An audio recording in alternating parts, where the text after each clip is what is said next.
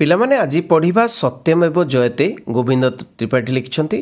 ତେଣୁ ଚାଲନ୍ତୁ ପଢ଼ିବା। ଠିକ୍ ଅଛି, ବହୁତ ଇଜି ବିଷୟଟି, କିନ୍ତୁ ବୁଝିବାକୁ ପଡ଼ିବ। ଦେଖ, ସବୁଠାରୁ ବଡ଼ ନୈତିକତା କଥା ବିଚାର କରାଯାଉ। ମାନେ ନୈତିକତା ମାନେ କ'ଣ? ମାନେ ନୈତିକତା ଯେଉଁଟାକି ଠିକ୍ କଥା, ଯେଉଁଟା ବିଚାର କରାଯାଉ କ'ଣ ନା ସତ୍ୟମେବ ଜୟତେ, ସତ୍ୟରେ ହିଁ ଜୟ। ନାଇଁ କି? ସତ୍ୟମେବ ଜୟତେ ବୋଇଲେ ସତ୍ୟରେ ଜୟ। ପ୍ରକାରାନ୍ତରେ ବା ଅନ୍ୟ ଉପାୟରେ ବା ଅନ୍ୟ ପ୍ରକାରରେ କହିବାକୁ ଗଲେ କ'ଣ ନା ଅନ୍ୟ ପ୍ରକାର କହିବାକୁ ଗଲେ ପରାଜୟ, ମିଥ୍ୟାର ହିଁ ପରାଜୟ। ସତ୍ୟର ଜୟ ମାନେ ମିଥ୍ୟାର ପରାଜୟ। ଆମର ରାଜନୀତି, ଧର୍ମନୀତି ଓ ସମାଜନୀତିରେ ଏହି କଥାଟିର ପ୍ରବଳ ବିଜୟ। ନାଇଁ କି? ରାଜନୀତିରେ ହେଉଛି, ଧର୍ମନୀତିରେ, ସମାଜନୀତିରେ। ଅଥଚ ସତ୍ୟରୁ ମାନେ ସତ୍ରୁ ସତ୍ୟ। କେଉଁଠୁ? ସତ୍ ଶବ୍ଦକୁ, ସତ୍ୟ ଶବ୍ଦ କେଉଁଠୁ ଆସିଛି? ସତ୍ ଶବ୍ଦରୁ ସତ୍ୟ। ବାକି ସବୁ ଅସତ୍ୟ। ସେଥିରୁ ସତ୍ୟ ଓ ଅସତ୍ୟ, ଅସତ୍ୟ ଓ ସତ୍ୟ। ତାହେଲେ ହେଲା ଯାହା ଅଛି, ଯାହା ରହିବ। କ'ଣ ଅଛି, କ'ଣ ନଛି, କ'ଣ ରହିବ? ନାଇଁ କି? ତାହେଲେ ସତ୍ୟଟା କାହାକୁ କୁହାଯାଇଛି? ସତ୍ୟଟା କାହାକୁ କୁହାଯାଇଛି? ମାନେ ଯାହା ଅଛି, ଯାହା ରହିବ। ମାନେ ଯାହା ଅଛି, ଯାହା ରହିବ, ସେ ହେଉଛି ସତ୍ୟ। ତାହେଲେ କ'ଣ ଅଛି, କ'ଣ ନ ଅଛି, କ'ଣ ରହିବ, କ'ଣ ନ ରହିବ, ତାର ବିଚାର କରିବା ଅଛି। ନାଇଁ କି? ତୁମେ କରିବ, ମୁଁ କରିବି। ମୋ ବିଚାର ଯେବେ ତୁମ ବିଚାର ସାଙ୍ଗରେ ନ ମିଳିଲା, ତାହେଲେ କ'ଣ ହେବ? ନାଇଁ କି? ତୁମେ ଆଉ 5 ଜଣଙ୍କୁ, ଏଇଟା 5 ଜଣଙ୍କୁ ଡାକିବ, ମୁଁ ଆଉ 5 ଜଣଙ୍କୁ ଡାକିବି। ସେ ଯେବେ ସମାନ ସମାନ ହୋଇଗଲା, ନାଇଁ କି, ତେବେ ତୁମେ ଯେବେ ମୋ ଠାରୁ ବଳୁଆ କି ବୁଦ୍ଧିଆ, ତାହେଲେ ତୁମ ଡରରେ ହୁଏତ ତୁମ ଆଡ଼କୁ ବେଶୀ ଲୋକ ଯାଇପାରନ୍ତି। ତେବେ କ'ଣ ତୁମରି କଥା ହିଁ ହୋଇଯିବ ସତ୍ୟ? ତେଣୁ ଯଦି ବଳୁଆ, ଯାହାର ବଳ ବେଶୀ ଅଛି, ପିଲାମାନେ, ଯଦି ମୋର 5ଟା ଲୋକ ଅଛନ୍ତି, ତାର ବି 5ଟା ଲୋକ ଅଛନ୍ତି, କିନ୍ତୁ ଯେଉଁ ଗ୍ରୁପ ବଳ ଅଧିକ, ବଳୁଆ କି ବୁଦ୍ଧିଆ ହୁଅନ୍ତୁ, ତାହେଲେ ସେଇଟା କ'ଣ ସତ୍ୟ? ଯେ ବେଶୀ ଲୋକ ଗଲେ ତା ପାଖକୁ, ତେଣୁ ସେ ହିଁ ସତ୍ୟ। କ'ଣ ତେବେ କ'ଣ ତୁମରି କଥା ହିଁ ହୋଇଯିବ ସତ୍ୟ? ଯାହା ସତ୍ୟ ତାହା ଇନ୍ଦ୍ରିୟ ଗ୍ରାହ୍ୟ। ଏଇଠି ଲେଖା ହେଇଛି, ଦେଖ, ଯାହା ସତ୍ୟ ତାହା ଇନ୍ଦ୍ରିୟ ଗ୍ରାହ୍ୟ। ଯାହା ଆଖିରେ ଦେଖୁଛି, କାନରେ ଶୁଣୁଛି, ଅଙ୍ଗେ ନିଭଉଛି, ପାଟିରେ ଚାଖୁଛି, ନାକରେ ଶୁଙ୍ଘୁଛି, ବୁଦ୍ଧିରେ ଜାଣିପାରୁଛି, ତାହା ହିଁ ସତ୍ୟ। ତାହେଲେ ସତ୍ୟ କ'ଣ? ଏଠି କ'ଣ କହୁଛନ୍ତି ଗୋବିନ୍ଦ ତ୍ରିପାଠୀ? ସତ୍ୟ ହେଉଛି ସେଇଠି ସତ୍ୟ ଯେଉଁଟାକି ଇନ୍ଦ୍ରିୟ ଦ୍ୱାରା ଆମେ ଗ୍ରହଣ କରିପାରୁ, ବା ଇନ୍ଦ୍ରିୟ ଦ୍ୱାରା ଆମେ ଦେଖିପାରୁ, କିମ୍ବା ଶୁଣିପାରୁ, ଶୁଙ୍ଘିପାରୁ। ବୁଝିହେଉଛି? ତୁମେ ଅଙ୍କଶାସ୍ତ୍ର, ବିଜ୍ଞାନ ଶାସ୍ତ୍ରକୁ ମାନ ନିଶ୍ଚୟ। ଆଚ୍ଛା, ମୁଁ ଯେବେ ଅଙ୍କଶାସ୍ତ୍ର, ବିଜ୍ଞାନ ଶାସ୍ତ୍ର ସାହାଯ୍ୟରେ ପ୍ରମାଣ କରେ ଯେ ତୁମେ କଟକଠାରୁ ପୁରୀ ତୁମ ଗୋଡ଼ରେ ଚାଲିକରି ଗଲେ ମଧ୍ୟ ତୁମ ଗୋଡ଼ ତଳେ ଲାଗିନି, ମୁଁ ଯଦି ମାନେ ଅଙ୍କ ସାହାଯ୍ୟରେ ତୁମକୁ ପ୍ରୁଭ୍ କରିଦିଏ, ପ୍ରମାଣ କରିଦିଏ, ତୁମେ କେବଳ ଶୂନ୍ୟରେ ଉଡ଼ି ଯାଉଛ, ଚାଲିକରି ଯାଉନ, ତୁମେ ମାନିବ? କ'ଣ ମାନିବ ସତରେ? ଆରେ ଭାଇ, ଚାଲି ଚାଲି ଗଲେ କିନ୍ତୁ ତୁମ ଗୋଡ଼ ଲାଗୁନି, ଏଇଟା କ'ଣ ମାନେ ଯୁକ୍ତିକର ନା ଅଯୁକ୍ତିକର? ମୁଁ ଯେବେ କହେ ବିନୋବାଜୀଙ୍କର ପଦବ୍ରଜରେ ଭୂଦାନ ଯାତ୍ରା ବା ମହାତ୍ମା ଗାନ୍ଧୀଙ୍କର ଚାଲି ଚାଲି ଉତ୍କଳ ଯାତ୍ରା ଅଙ୍କ ବିଜ୍ଞାନ ଶାସ୍ତ୍ର ଅନୁସାରେ ଅସମ୍ଭବ ଓ ଅସତ୍ୟ, ତୁମେ ସେ କଥା ମାନିବ? ମୁଁ ପ୍ରମାଣ କରିପାରିବିନି। ଆଚ୍ଛା ଦେଖ, ତୁମେ ଫୁଟେ ଉଚ୍ଚା ଗୋଟିଏ ଟୁଲ୍ ଉପରେ ଛିଡ଼ା ହୁଅ। ନାଇଁ କି? କ'ଣ ନା ଫୁଟେ ଉଚ୍ଚା ଟୁଲ୍ ଉପରେ ଛିଡ଼ା ହୁଅ। ତୁମ ଗୋଡ଼ ମାଟି ଉପରୁ ଫୁଟେ ଉଚ୍ଚରେ ରହିଲା, ନାଇଁ କି? ତାପରେ ତୁମେ ଓହ୍ଲାଅ। ଅଧ ଫୁଟିଆ ଟୁଲ୍, 3 ଇଞ୍ଚିଆ ଟୁଲ୍, ଇଞ୍ଚିକିଆ ଟୁଲ୍, ଅଧ ଇଞ୍ଚିଆ ଟୁଲ୍, ଚଉଠା ଇଞ୍ଚିଆ ପଟା ଇତ୍ୟାଦି ଉପରକୁ ଧୀରେ ଧୀରେ ତଳକୁ ଖସିଲ। କ୍ରମାନ୍ୱୟରେ ଏହିପରି ଅଧା ଅଧା କରିଗଲେ ତୁମେ ଶୂନ୍ୟରେ କେବେ ପହଞ୍ଚିବ? ଆଉ ଶୂନ୍ୟରେ ଯେବେ ପହଞ୍ଚୁଛ, ତାହେଲେ ତୁମ ଗୋଡ଼ ମାଟି ସହିତ ଲାଗିଲା କେମିତି?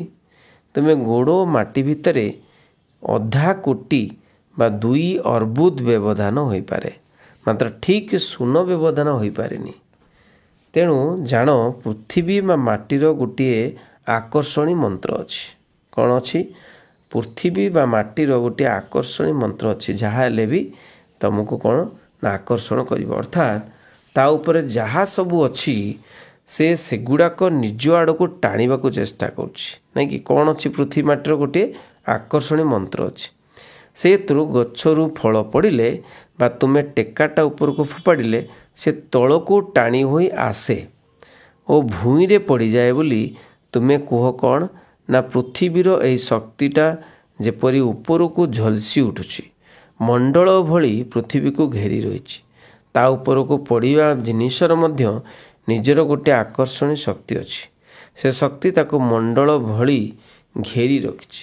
ତେଣୁ ଓଜନ ଓ ଦୂରତା ଅନୁସାରେ ଇଏ ଶକ୍ତ ହୁଏ ଓ କମ୍ ବେଶୀ ହୁଏ। କେଉଁଟା? ଏଇ ଯେଉଁ ଆକର୍ଷଣୀ ଶକ୍ତି ବା ମାଧ୍ୟାକର୍ଷଣ ଶକ୍ତି।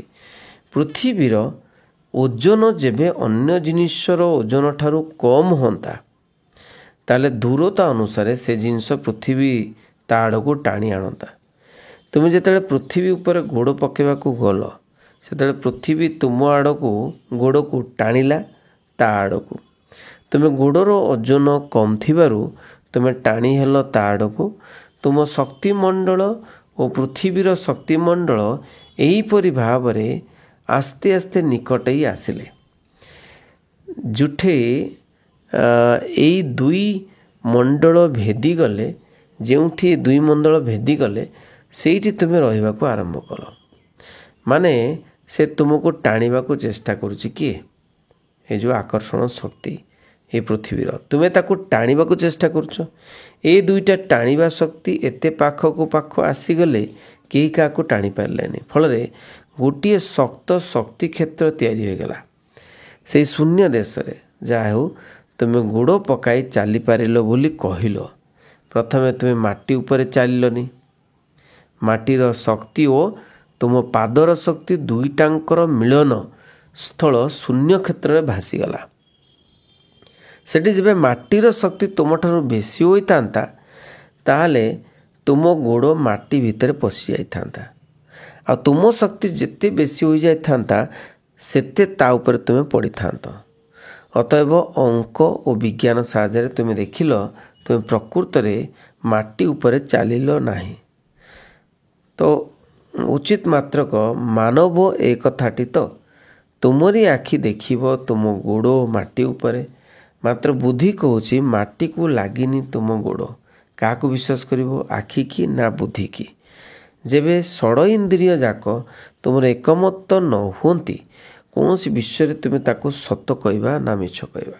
ତେଣୁ ବୁଦ୍ଧି ଯୋଗୁଁ କ'ଣ ସତ କହିହେବ କି? ବୁଦ୍ଧି ଖାଲି ଲଗେଇକି ନା ଇନ୍ଦ୍ରିୟକୁ ଲଗେଇକିରି ଇନ୍ଦ୍ରିୟ ଯାହା ଦେଖିଲ ଛୁଇଁଲ ସେଇଟା ସତ୍ୟ ନାଇଁ କି? ସେ ପ୍ରମାଣ କରିବାକୁ ଚାହୁଁଛନ୍ତି। ତୁମେ କହିବ ଏଗୁଡ଼ାକ କେବଳ ବୁଦ୍ଧିର ମାର୍ପେ। ସବୁ ବାସ୍ତବ ଉଦ୍ଦେଶ୍ୟରେ ମୋ ଗୋଡ଼ ଭୂଇଁ ମଝିରେ ପାର୍ଥକ୍ୟ ଏତେ କମ୍ ଯେ ମୁଁ ଭୂଇଁରେ ଚାଲିଥିଲି କହିବା ହିଁ ସତ୍ୟ ହେବ। ଦେଖନ୍ତୁ ଏମିତି କହିବେନି। ବାସ୍ତବତା ଉଦ୍ଦେଶ୍ୟରେ କଥା ଏଠି ପଡ଼ୁନି। ଏଠି ଯାହା ଅଛି ତାରି କଥା, ସତ୍ୟର କଥା ପଡ଼ିଛି। ତୁମର ସତ୍ୟତାର ଏଇ ବାସ୍ତବ ଉଦ୍ଦେଶ୍ୟ ଯେତେ ପାପ କରେ ଆଉ କେହି କରେନି। ଯେଉଁଠି ସତ୍ୟଟା ଦିହସୁଆ ହୁଏନି, ସେଠି ବାସ୍ତବତା ଉଦ୍ଦେଶ୍ୟ ଆସିଥାଏ। ସୁତରାଂ ବାସ୍ତବ ଉଦ୍ଦେଶ୍ୟଟା ହେବ ସୂକ୍ଷ୍ମ ସତ୍ୟର ବିପରୀତ, ଅର୍ଥାତ୍ ସୂକ୍ଷ୍ମ ମିଥ୍ୟା।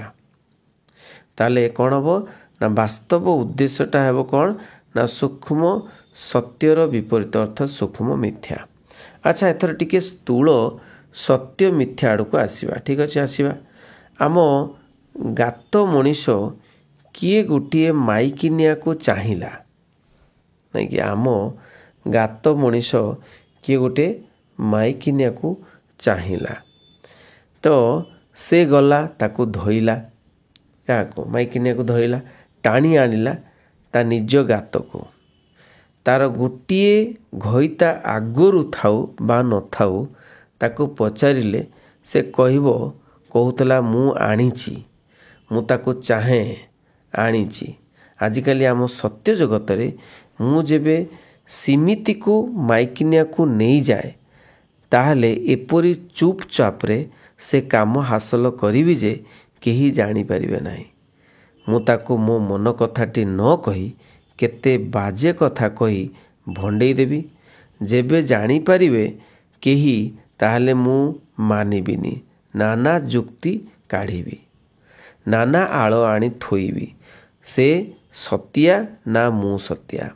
ଆଗେ କାଗଜରେ ବହୁତ ପଢ଼ାଯାଉଥିଲା, ବଣୁଆ ଲୋକ କାହାକୁ ହାଣିଦେଲା, ନାଇଁ କି?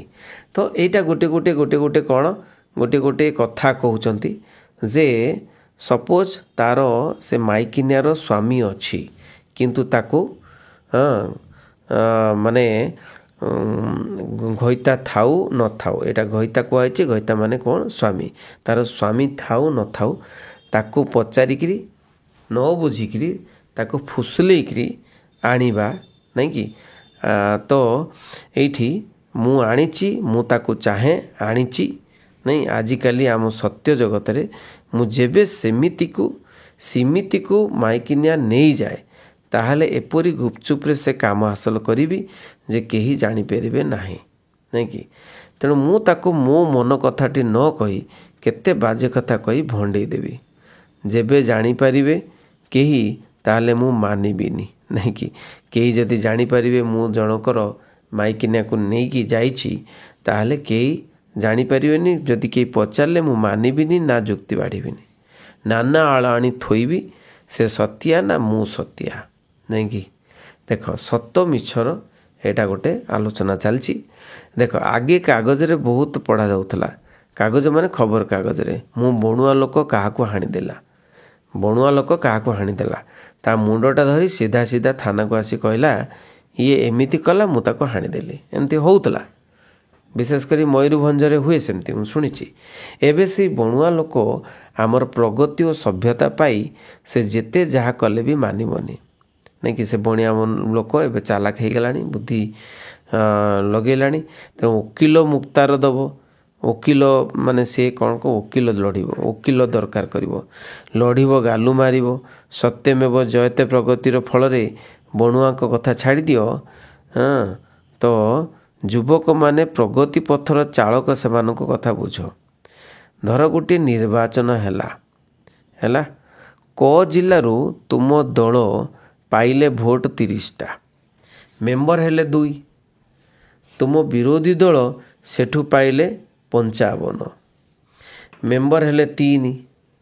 ତୁମ ଦଳ ଖ ଜିଲ୍ଲାରୁ ପାଇଲେ ଭୋଟ 60, ମେମ୍ବର 4। ତ ବିରୋଧୀ ଦଳ ପାଇଲେ 44, ମେମ୍ବର ହେଲେ 2।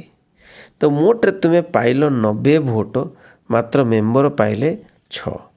ସେ ପାଇଲେ 99 ଭୋଟ, ମାତ୍ର ମେମ୍ବର ପାଇଲେ 5। ତେଣୁ କେମିତି ହେଲା ବୁଝାଇ କହିବା ଦରକାର କି? ତୁମେ ନିୟମ କଲ ପ୍ରତି 15 ଭୋଟରେ ଜଣେ ସଭ୍ୟ ହେବେ, ତାହେଲେ 30 ଭୋଟ ହେଲେ ଯାଇ 2 ଜଣ ସଭ୍ୟ। ଏହି ହିସାବରେ ତାପରେ ତୁମେ କହିଲ ଦେଶ ଆମକୁ ବେଶୀ ସଂଖ୍ୟକ ସଭ୍ୟରେ ପଠାଇଛି, ଆମେ ହବୁ ସରକାର। ଏଇଟା ମିଛ ହେଲା ନା ସତ ହେଲା? ତାପରେ ବିରୋଧୀ ଦଳ ତୁମକୁ କିଛି କହିବାକୁ କହିଲେ ତୁମେ କଲନି, ସେ ମାନିବେ କିଆ?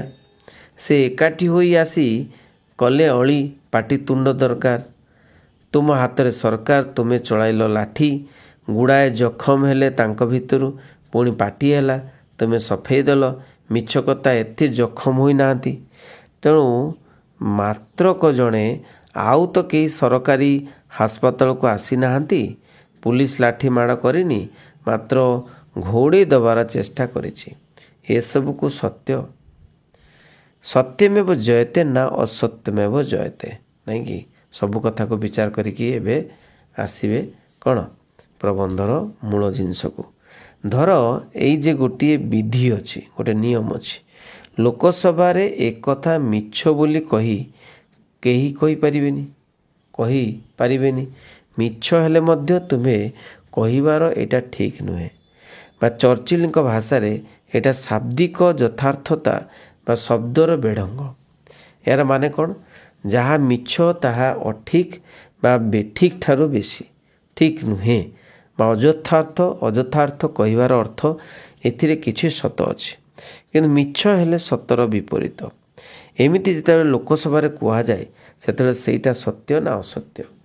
କୁଇନାଇନ୍ ଉପରେ ଚିନି ପୁଟ ଦେଇ ତାକୁ ମିଠା ଔଷଧ ବୋଲି ପିଲାଙ୍କୁ ଭଣ୍ଡିବା ଭଳି ଏ କଥା ନୁହେଁ, ନାଇଁ କି? ମାନେ କ୍ୱିନାଇନ୍ରେ ପିଲଟା ପିତା, ତେଣୁ ତାକୁ କ'ଣ ମିଠା ମାନେ କ'ଣ ମିଠା ଅଶୁଅ ବୋଲି ପିଲାଙ୍କୁ ଭଣ୍ଡିକିରି କ'ଣ କରିବେ ନା ଚିନି ପୁଟ ଦେଇକିରି ତାକୁ ଖୁଆଇଦେବେ। ତେଣୁ ମୁନି ଋଷିମାନେ କହିଛନ୍ତି ସତ୍ୟାଂ ବ୍ରୁୟାତ୍। ସେଇମାନେ କହିଛନ୍ତି କ'ଣ ନା ମାମ୍ ବ୍ରୁୟାତ୍ ସତ୍ୟମ୍ ପ୍ରିୟ। ଯାହା ଅପ୍ରିୟ ତାହା ସତ୍ୟ ହେଲେ ମଧ୍ୟ କହିବ ନାହିଁ। ତାହେଲେ କ'ଣ ସେଠି ମିଛ କହିବ ନା ମୌନ ରହିବ? ସେଇଟା ସତ କଥା କହିଦେଲେ ତ କାହାର ପ୍ରାଣ ଚାଲିଯିବ। ତ ମୌନ ରହିଲେ ପୁଣି ହୋଇଯିବ ମୌନେ ସମ୍ମତି ଲକ୍ଷଣ। ଯେମିତି ଆମ ପ୍ରଜାତନ୍ତ୍ର ଶାସନରେ ଯେ ସପକ୍ଷରେ ଗୋଟିଏ ବିପକ୍ଷରେ 10 ଓ ନିରପେକ୍ଷ 12 ହୁଅନ୍ତି, ତାହେଲେ ବିଲ୍ ପାସ୍ ହୋଇଗଲା ବୋଲି କୁହାଯାଏ। ମାନେ 42ରୁ ମାତ୍ର 20 ଜଣ ସପକ୍ଷରେ 12 ଯେ ତୁନି ରହିଲେ ତାଙ୍କର ଏଥର ମତ ଅଛି ବୋଲି ଧରି ନିଆଯାଇ ବହୁ ମତରେ ବିଲ୍ ବା ପ୍ରସ୍ତାବ ପାସ୍ ହୋଇଗଲା ବୋଲି କୁହାଯାଏ। ଇଏ କ'ଣ ହେଲା, ସତ୍ୟ ନା ତାହା ଅସତ୍ୟ? ତେବେ ସତ୍ୟମେବ ଜୟତେ କିଆଁ? ଆରେ ବାବା କୁହ, ସରକାର ଆମ ହାତରେ, ପାଟି କରିବା ଲୋକ ବେଶୀ ଆମ ହାତରେ। ଅତଏବ ଆମେ ଯାହା କହିବୁ ସେ ହେବ ବେଦରଗାର। ତାହେଲେ ବେଦରଗାର କେଉଁଟା ହେବ? ଯଦି ଆମ ହାତରେ ସରକାର, ଆମ ହାତରେ ବାବା, ନାଇଁ, ଆଉ ପାଟି କରିବା ଲୋକ ବେଶୀ, ତାହେଲେ ଯାହା କରିବୁ ଏଇଟା ବେଦରଗାର। ମାନେ ପାଟିର ବଳ ଓ ସରକାରୀ ବଳ, ଫଳରେ ସେଇ ବଳ ଯାହାର ମୂଲକ ତାହାର, ଯାହାର ମୂଲକ ମାନେ ଯାହାର ବଳ ତାହାର ମୂଲକ। ଆଗେ ଗାତ ମଣିଷ ଗୁଡ଼ାକ ବଳ ଯାହାର ମୂଳକ ତାହାର ନୀତି ଧରି ଚଳୁଥିଲେ, ନାଇଁ କି? କ'ଣ ଚାଲୁଥିଲେ? ଦଳ ଯାହାର ମୂଲକ ତାହାର, ବଳ ଯାହାର ନା କ'ଣ? ବଳ ଯାହାର ମୂଳକ ତାହାର। ଆମେ ମଧ୍ୟ ସେଇ ନୀତି ଧରିବୁ।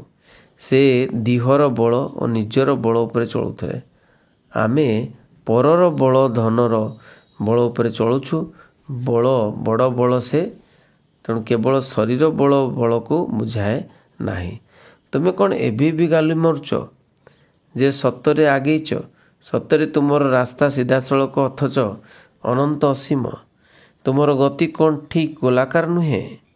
10,000 ବର୍ଷର ମଣିଷ ଯାହା କରୁଥିଲା ତମେ କ'ଣ ସେଇଆ କରୁନ ଏବେ?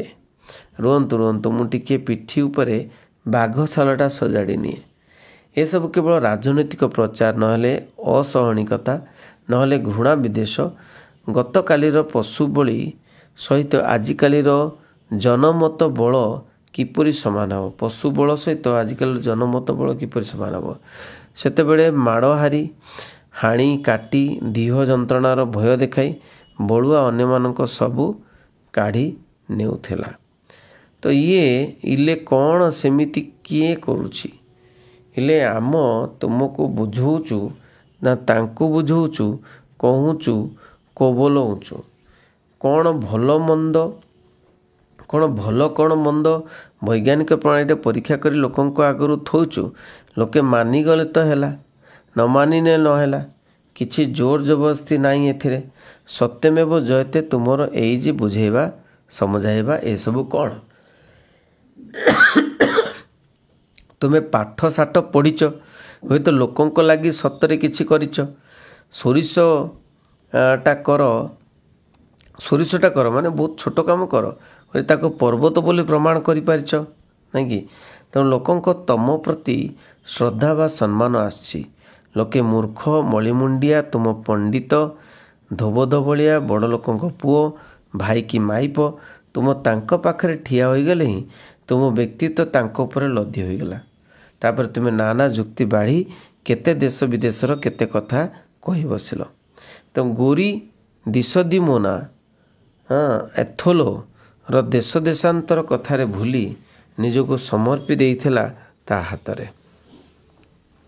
ଗୋରୀ ମାନେ ଗୋଟେ ଝିଅଟି କଥା ଆଲୋଚନା କରାଉଛି। ତୁମର ପାଣ୍ଡିତ୍ୟ, ତୁମର ବ୍ୟକ୍ତିତ୍ୱ, ତୁମର ବଡ଼ପଣିଆ ଆଗରେ ସେମାନେ ଗଲେ ନିଜକୁ ପାଶୋରି, ତୁମର କଥାରେ ସହି ମାରିଦେଲେ। ଜଣେ ଧୋବଲି ଠକ ତୁମ ପାଖକୁ ଆସିଲା, କହି ବୋଲି ସୁଝେଇ ତୁମକୁ 5ଟି ଟଙ୍କା କୌଣସି ମିଛ ଦାତବ୍ୟ କାମ ଲାଗି ନେଇ ପାର ହେଇଗଲା। କିଏ? ଧୋବଲି ଠକ। ତାର ଇଏ କରିବା ଆଉ ତୁମର ସେ କରିବା ଭିତରେ ପ୍ରଭେଦ କ'ଣ? ତୁମ କଥାକୁ ସେ ବାଦ କଲା କଲା। ତୁମେ ତାକୁ ଦେଲ ଗାଳି, ମୂର୍ଖ, ବୋକା, ଅସାଧୁ, ଦେଶଦ୍ରୋହୀ, ଜାତିଦ୍ରୋହୀ, ଯାହା କିଛି। ଖାଲି ତାକୁ ନୁହେଁ, ତାର 14 ପୁରୁଷକୁ ଉଦ୍ଧାରିଲ। ଖାଲି ତାର ବର୍ତ୍ତମାନକୁ ନୁହେଁ, ତାର ଅତୀତ ଓ ଭବିଷ୍ୟତକୁ ତୁମେ ପାଠୁଆ, କୋହଳିଆ, ବଳୁଆ କିଛି କାମ କରି ମଧ୍ୟ କିଣି ନେଇଛ। ବେଶ୍, ସେ ହୋଇଗଲେ ଚୋର, ତୁମେ ହେଲ ଭଲ। ମହାତ୍ମାଜୀ କହିଲେ, କେତେଥର କେବଳ ଶରୀର ହିଂସାରେ ହିଂସା ହୁଏନି, କଥାର ଓ ଭାବନାରେ ହିଂସା ମଧ୍ୟ ହିଂସା। ଏକା ପ୍ରକାର ହିଂସା। ସେମିତି ଖାଲି ଶରୀର ବଳ ନୁହେଁ, ବୁଦ୍ଧି, ମନ, ସ୍ଥାନ ଏସବୁ ବଳ ମଧ୍ୟ ଏକା ପ୍ରକାର ବଳ। ବର୍ତ୍ତମାନ ଶାସନ ଅତୀତ ଶାସନ ଭଳି। ଠିକ୍ ବଳ ଯାହାର ମୁଲକ ତାର ନୀତିରେ ଚାଲିଛି। ନୂଆ କିଛି ହୋଇନି। କେବଳ ଏତିକି ଯେ ସେବର ଗାତର ବଣ ମଣିଷ ସତ କହୁଥିଲା, ମୋର ଜୋର ଅଛି, ମୁଁ ଛଡ଼େଇ ନେବି, ଆଉ ତୁମେ ମିଛ କହୁଛ। ଏଥିରେ ଜୋର ଜବରଦସ୍ତି କିଛି ନାହିଁ। କିନ୍ତୁ ପ୍ରକୃତରେ ଦେହର ଜୋର ଠାରୁ ମଧ୍ୟ ବଡ଼ ଜୋର ବୁଦ୍ଧିର ଜୋର, ନାଇଁ କି? ମନର ଜୋର ଦେହର ଜୋର ଠାରୁ। ତୁମେ କହୁଛ ଏ ନୀତିରେ ତୁମେ ଯେ ଭାବୁଛ ପୃଥିବୀରେ ଶାନ୍ତି ଆସିବ, ସେ ଭାବନା ତୁମର ବିଲକୁଲ ଭୁଲ।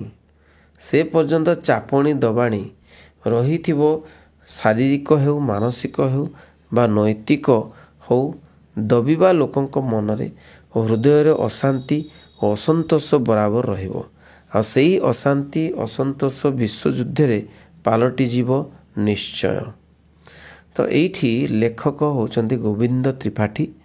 ବ୍ୟକ୍ତିନିଷ୍ଠ ପ୍ରବନ୍ଧ ବା ରମ୍ୟ ରଚନା ସେ କହୁଛନ୍ତି ଲାଷ୍ଟରେ ଯେ ଶାରୀରିକ ହେଉ, ମାନସିକ ହେଉ, ନୈତିକ ହେଉ, ଦବିବା ଲୋକଙ୍କ ମନରେ ହୃଦୟରେ ଅଶାନ୍ତି ଅସନ୍ତୋଷ ବରାବର ରହିବ। ଯେଉଁମାନେ ଦବିବେ, ମାନେ ଯାହାକୁ ପ୍ରେସର ଦିଆହେଉଛି ବା ଚାପ ପ୍ରୟୋଗ ହେଉଛି, ଯେଉଁମାନେ ଦବିବେ ସେମାନେ ଅସନ୍ତୋଷ ରହିବେ। ଆଉ ସେ ଅଶାନ୍ତି ଅସନ୍ତୋଷ ବିଶ୍ୱଯୁଦ୍ଧରେ ପାଲଟିଯିବ ନିଶ୍ଚୟ। ବୁଝିହେଉଛି? ତେଣୁ ସିଏ ଯେଉଁ ଗୋବିନ୍ଦ ତ୍ରିପାଠୀ ବ୍ୟକ୍ତିଗତ ପ୍ରବନ୍ଧ ତ ବହୁତ ଲେଖିଛନ୍ତି ଏବଂ ବିଷୟ ପ୍ରବେଶ କହିବାକୁ ଗଲେ ପୁସ୍ତକରେ ସ୍ଥାନିତ ସତ୍ୟମେବ ଜୟତେ ଏକ ସାର୍ଥକ ରଚନା, ନାଇଁ କି? ଜୟତେର ଅର୍ଥ ହେଉଛି ସତ୍ୟର ଜୟ। ଏହି କଥାର ଦ୍ୱାହି ଦେଇ ଆଜିର ସଭ୍ୟ ମଣିଷ କିଭଳି ଅସତ୍ୟର ଅନୁସରଣ କରୁଛି ତାର ବ୍ୟଙ୍ଗାତ୍ମକ ଚିତ୍ର ପ୍ରବନ୍ଧରେ ପ୍ରଦାନ କରାଯାଇଛି। ରାଜନୀତି, ଧର୍ମନୀତି ଓ ସମାଜନୀତିରେ ପ୍ରଚଳିତ ଏହି ସ୍ଲୋଗାନ ପଛରେ ଥିବା ତଥାକଥିତ ସଭ୍ୟ ମଣିଷର ଅସଭ୍ୟ କାମନା ପ୍ରକଟିତ ହୋଇଛି। ଅତୀତର ଗାତ ମଣିଷ ବା ବଣୁଆ ମଣିଷ ଜୋର ଯାହାର ମୂଲକ ତାର ନୀତି ଅନୁସରଣ କରୁଥିଲା, ମାତ୍ର ସଭ୍ୟ ଶିକ୍ଷିତ ମଣିଷ ବୁଦ୍ଧି ଯାହାର ମୂଲକ ତାର ନୀତି ଆପଣେଇ ନେଇ ପୂର୍ବ ଭଳି ହିଂସା ଆଚରଣ କରିଚାଲିଛି। ତ ସତ୍ୟର ଛଳନା କରି ମିଥ୍ୟାର ପ୍ରୟୋଗ କରିବା ପାଇଁ ବୁଦ୍ଧି ଓ ଜ୍ଞାନ ମୁଷ୍ଟିମେୟ ମଣିଷଙ୍କୁ ଯୋଗାଇ ଦିଆଯାଇଛି ସୁରକ୍ଷିତ ରାସ୍ତା। ଏହି ଧୃତ ଓ ଶଠ ପଥରେ ସଭ୍ୟ ମଣିଷ ବେଶୀ ଦିନ ଗତି କଲେ ବିଶ୍ୱଯୁଦ୍ଧ ଘଟିବ ବୋଲି ଲେଖକ ଅନୁରୋଧ କରିଛନ୍ତି, ଅନୁମାନ କରିଛନ୍ତି। ସତ୍ୟମେବ ଜୟତେ ନାଁରେ ଅସତ୍ୟମେବ ଜୟତେର ଅନ୍ତ ଘଟିବା ସର୍ବଦ କାମ୍ୟ। ତେଣୁ ଆମେ ପଢ଼ୁଥିଲେ ଏଇଠି ପିଲାମାନେ, ଆମେ ସତ୍ୟମେବ ଜୟତେ ଗୋବିନ୍ଦ ଚନ୍ଦ୍ର ତ୍ରିପାଠୀ, ନାଇଁ କି? ତେଣୁ ଭଲ ଲାଗିଥିବ, ସମସ୍ତଙ୍କୁ ସେୟାର କରିବେ। କିଛି ନାହିଁ ଏ ମାନେ ସବୁ ବୁଝିପାରିବ ଏ ପ୍ରବନ୍ଧଟା, ନାଇଁ କି? Thank you very much. ରହିଲି। ବନ୍ଦେ ଉତ୍କଳ ଜନନୀ।